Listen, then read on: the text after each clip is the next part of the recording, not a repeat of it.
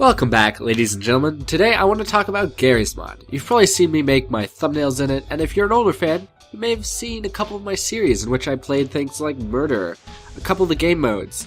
And I just want to say, Garry's Mod is a wonderful game in which so many things can be done. One of my favorite things to do is to make and build scenes for my thumbnails, and sometimes even just to make screenshots. And with much request, today I will be teaching you how to make the perfect screenshot.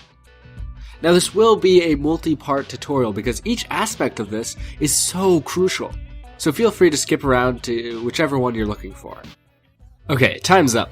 Today we're going to be starting with the settings. Now, I've seen so many screenshots that they have the models down pat, the location is perfect, the lighting, fantastic, the editing is phenomenal, but the settings are awful, so the image is pixelated, there's so many rough edges, it simply doesn't look well made. Now, for all of you who do not want to watch a 5-minute video explaining each part of the settings, here's a quick picture. Pause the video, change your settings, and there you go. For those who want a detailed explanation and tips, keep watching. So, now that you've started up Garry's Mod, go straight to your options. Don't go anywhere except here. Start by clicking the Videos tab. Now, a quick explanation on resolution is, it doesn't matter all too much. 1920 by 1080 is definitely the highest quality image, but if you want to go a little lower, it depends. Try to make it a 16 by 9 ratio. This way you can always scale it up, even though it will stretch or shrink the image a little bit. If you want to go for a higher aspect ratio, that'll allow you to get resolutions that your computer could not normally handle. Now, if you go to advanced, this is where it gets important. Model detail. Always set that to high. Texture detail, always set that to very high. Shader detail, set that to high. This allows for realistic imaging so that your screenshots look as high quality as possible. Water detail, unless you're using water in your screenshots, this isn't very important. I always keep mine down to simple reflections, just in case a map does have water, it doesn't slow my computer down too much. Shader detail, set that to high. This is where it gets important. Anti-Aliasing mode.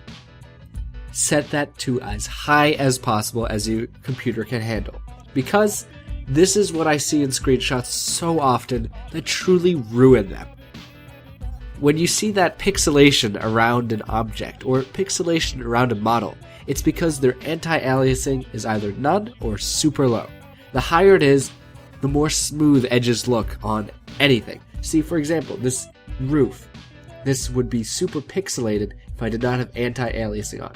His shoulder would be pixelated. It's hard to explain, but keep that on as high as possible. Filtering mode.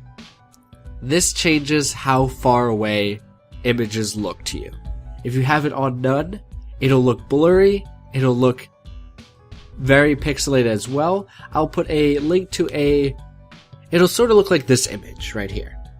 If you turn it all the way up, you'll get perfect results. This is exactly what you need for long distance screenshots. This is simply a tick mark, and yet this is very, very important. Get rid of the bloom effect. Unless you know how to use it, bloom effect usually just hurts your image. Now, make sure, if you have high dynamic range on, turn that off. It just slows down your game and will make everything so much more difficult to do. That's all for settings. Once you press OK, if your game lags out, if your game freaks out, give it a few seconds, try to start a game. If it doesn't work, just change the settings back to how you had them before, and only change the settings to as high as they possibly go once you're ready to take that screenshot. Now, Garry's Mod is super finicky, so make sure to always save before changing your settings. Sometimes it can make that repeating noise and freeze. Just wait a little bit. Patience is a virtue with Garry's Mod. I've learned that so much throughout the years, because once you start clicking random things, then it'll crash. Now, one thing to look out for is when you have your graphics super high, if you start adding tons of props, if you load into a map with tons of props, the game will freak out. So, make sure your graphics are always low if your computer can't handle this kind of game. Thanks for watching, guys. I hope you enjoyed this tutorial, and make sure to tune in to the next parts of this tutorial as well. See you guys in the next one, and I hope you guys enjoyed this. Bye-bye!